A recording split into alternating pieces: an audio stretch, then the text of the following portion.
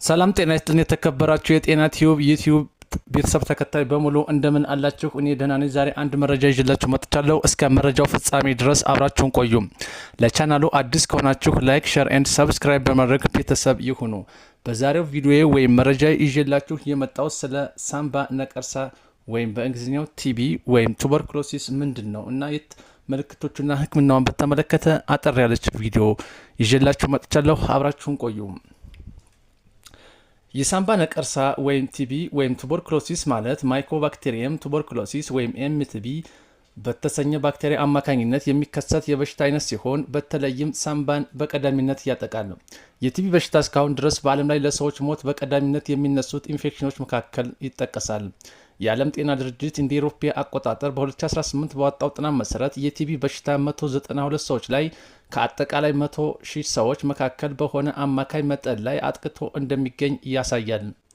አሁን ላይ አጠቃላይ የበሽታ ሁኔታው በብዙ ሀገራት ላይ እየቀነሰ እንደሚገኝ ቢታይም ገና አሁንም ድረስ በሶስተኛው ዓለም ተብለው በሚታወቁ ታዳጊ የአፍሪካና ደቡብ ምስራቅ ኤዥያ ሀገራት ላይ በከፍተኛ መጠን በዓለም ላይ ያሉትን ታማሚዎችን ቁጥር ይዘውት ይገኛሉ።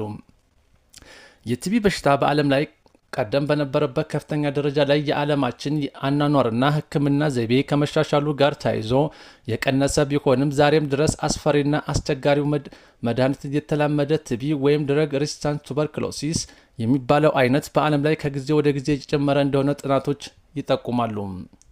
የቲቢ በሽታ መተላለፊያ መንገዶች ምንድን ናቸው?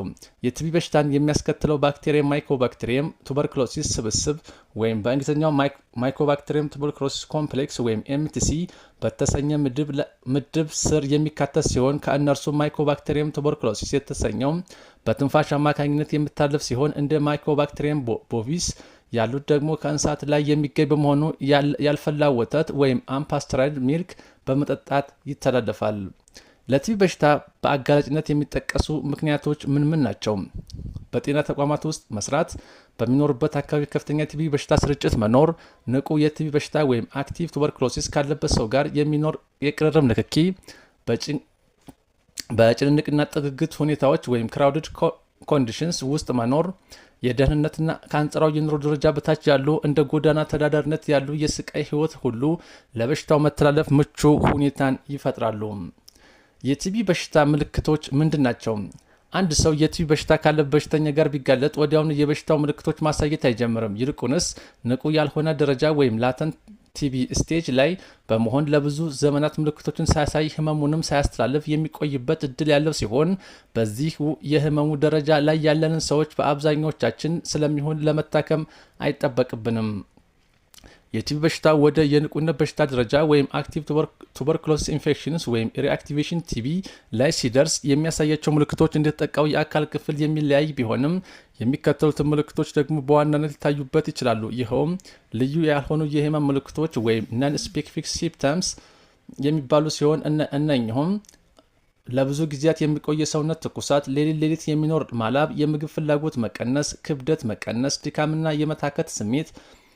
በሽታው በተለየ የሳምባ ቲቢ ወይም ፑልሞናሪ ቲቢ ከሆነ በአማዛኙ ከሁለት ሳምንታት በላይ ለሚሆን ጊዜ የሚቆይ መጀመሪያ አካባቢ አክታ የለሽ ሳል የቆየ ሲሄድ ደግሞ ደም የጨመረ አክታ ሊደርስ ይችላል። የደረት ህመምና የትንፋሽ ማጠር አብሮ ሊኖራቸው ይችላል። ከሳምባ ውጭ የሚኖሩት የቲቢ በሽታ ምልክቶች ደግሞ እንደጠቃው የአካል ክፍል የሚወሰን ይሆናል።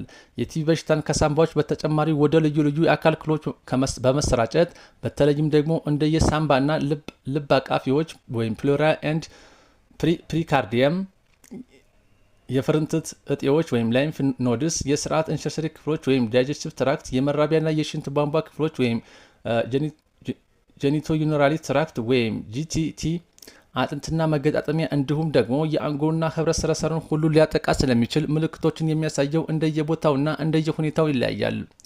ወደ የንቁ ቲቢ ደረጃ እንዲደርስ የሚያደርጉ ሁኔታዎችስ ምንድን ናቸው? ከላይ እንዳልኳችሁ በአብዛኞቹ የቲቢ በሽታ ንቁ ባልሆነ ደረጃ የሚቆይ ሲሆን አንዳንድ ጊዜም ለምሳሌ በህፃናት የእድሜ ክልል በኤችአይቪ ኤድስ እና ሌሎችም የበሽታ መከላከል ስርዓታቸው በመጀመሪያው የደከመ ከሆነ የመጀመሪያ ደረጃ የቲቢ በሽታ ወይም ፕራይመሪ ቱበርኩሎሲስ ሊከሰትባቸው ይችላል።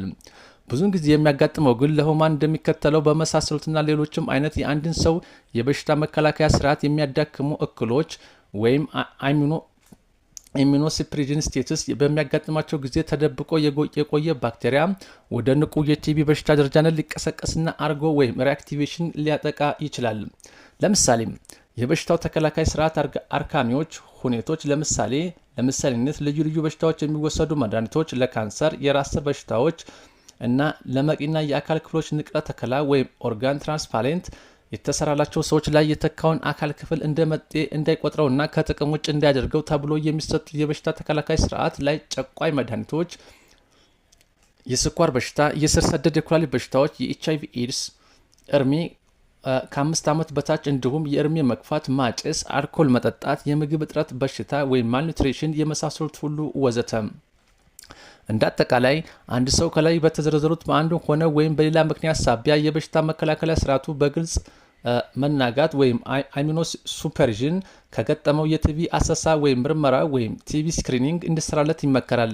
ለምን ቢሉ ደግሞ ከዓለም ሕዝብ ውስጥ ሩብ ወይም 1/4 እስከ ሲሶ ወይም 1/3 የሚሆነው ንቁ ባልሆነ ወይም አርፋጭ ቲቢ ወይም ላተንት ቲቢ ተጠቂ እንደሆነ ስለሚታመን ሁሉንም ለማከም ባይቻልም እንኳን ወደ ንቁነት ደረጃ መድረሱ ከታወቀ በመድኃኒት አማካኝነት አክሞ ማዳን ስለሚቻል ነው። የቲቢ በሽታ ሕክምና አለውን? አዎ። ቲቢ በባክቴሪያ አማካኝነት የሚከሰት የበሽታ አይነት በመሆኑ በአግባቡ ከታከሙት በመድኃኒት ይድናል።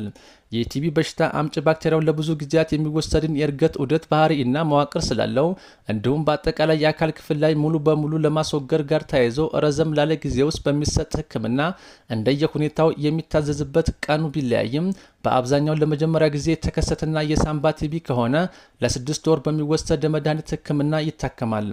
የቲቢ መድኃኒትን እንዲታዘዙት መጠንና ጊዜ አድጎ ሳይቋረጥ መውሰድ ይኖርበታል። ይህ ሳይሆን ከቀረና ሕክምናውን ያለአግባብ ከተወሰደ ባክቴሪያው መድኃኒቶችን በመላመድ በመደበኛው የቲቢ ሕክምና ዘዴ መዳን የማይችልበት ደረጃ በማድረስ ለሀገርም ለታማሚም መጠነ ሰፊ ችግርን ያስከትላል። መድኃኒት የተላመደ ቲቢ በሽታ ማለት አንድ ሰው በመደበኛነት የቲቢ በሽታን ለማከም የሚያገለግሉ መድኃኒቶችን በማያሽሉት ባክቴሪያ አማካኝነት ሲጠቃ ነው።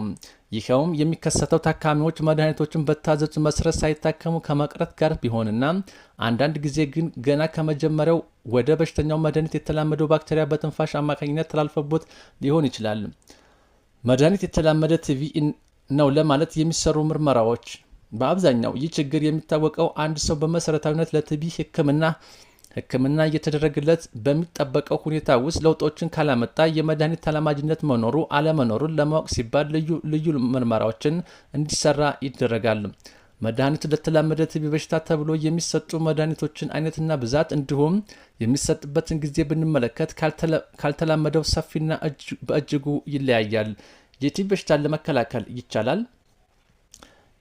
እነሆ የመተላለፊያ መንገዶችን በመቆጣጠርና በሽታው የተከሰተበትን ሰው በአግባቡ እንዲታከም በማድረግ ወደ ሌሎች ሰዎች በሽታው እንዳይዛመት በማድረግ ለመከላከል ይቻላል። ይኸውም ህሙማን በተገቢው መንገድ ከታከሙና ከተፈወሱ መድኃኒት የተላመደ ቲቢ ወደ ሌላ ሰው እንዳይሰራጭ ጉልህ አስተዋጽኦን ስለሚያበረክቱ በሀገር ላይ የሚያስከትለውን ጫናም ለመቀነስ ይረዳል።